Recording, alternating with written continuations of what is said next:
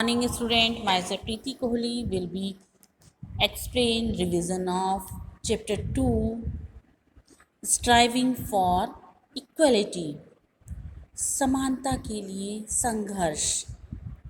India is a country full of surprises. जैसे कि आप लोग जानते हैं स्टूडेंट्स, जो हमारा भारत है वो एक सरप्राइज या आश्चर्यजनक घटनाओं से या आश्चर्यजनक इवेंट से भरा हुआ है।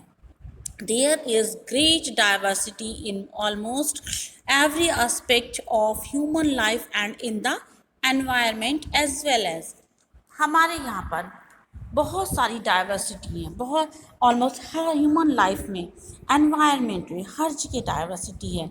इन द लास्ट 6 डिकेड और लास्ट 6 दशकों से हम देखें, जब से हमारा भारत आज़ाद हुआ है उसने हर एक क्षेत्र में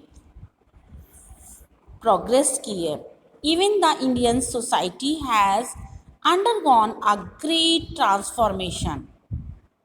यहाँ तक कि भारतीय सोसाइटी में भी बहुत अधिक महान उतार चढ़ाव हुए हैं। We have succeeded in uprooting many social evils.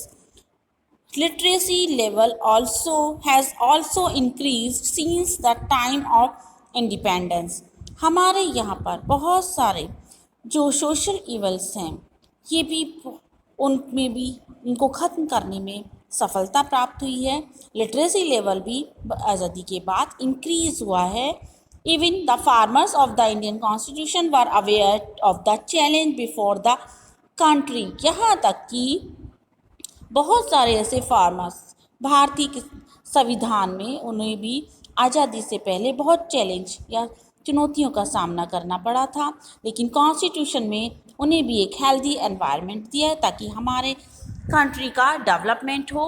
The preamble of our constitution mention the main ideals and principles that need to be adopted to ensure all round development of the Indian society।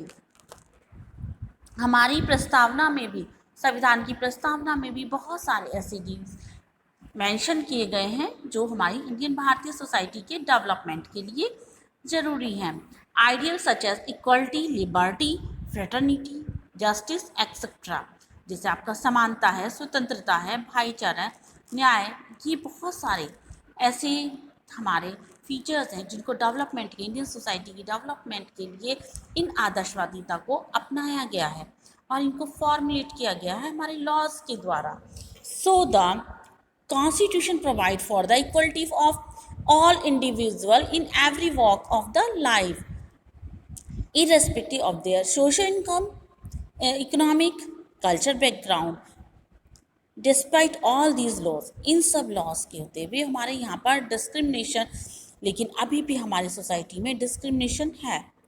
These unfair practices are plaguing the development of our society and denying a considerable section of our society a fair chance to lead a better lifestyle with higher productivity। Let us study, आइए हम सब इसकी diversity के बारे में जानें, पढ़ें और एक अच्छा जो कार्य करने की कोशिश करें, जो इम्पैक्ट है उसको ख़त्म करने की कोशिश करें हमारी इस सोसाइटी में। In a country full of diversities like India, we often come across people who look different from us, speak different languages, wear different type of clothes, have different food habits, etc। Bharat में diversity, विभिन्नता बहुत ज़्यादा है। जहाँ पर अलग अलग धर्मों के मानने वाले लोग रहते हैं, अलग अलग लैंग्वेज को बोलने वाले भी लोग रहते हैं, डिफरेंट उनका क्लॉथ्स है, डिफरेंट टाइप के क्लॉथ्स पहनते हैं, डिफरेंट उनकी फूड हैबिट्स हैं। तो यहाँ पर हमारे यहाँ इंडिया में बहुत अधिक डाइवर्सिटी है। Their opinion, attitudes and thoughts में ऑल्सो भी डिफरेंट, उनका जो सोचने समझने का तरीका है वो भी डिफरेंट है। हम ये पाएंगे कि ये जो इस तरह से स्टेज है वो अनफेमिलियर है।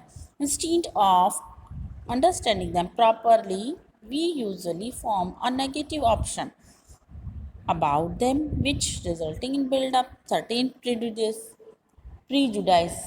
इस तरह से जो हमारे यहाँ पर ये जो नेगेटिव ऑप्शन है उसका परिणाम ये है कि हम एक अच्छा हेल्दी एनवायरनमेंट को बनाने में असफल होते हैं। हमें कोशिश करनी चाहिए, हमें प्रॉपरली समझने की कोशिश करनी चाहिए ताकि हम एक हेल्दी एनवायरनमेंट बना सकें।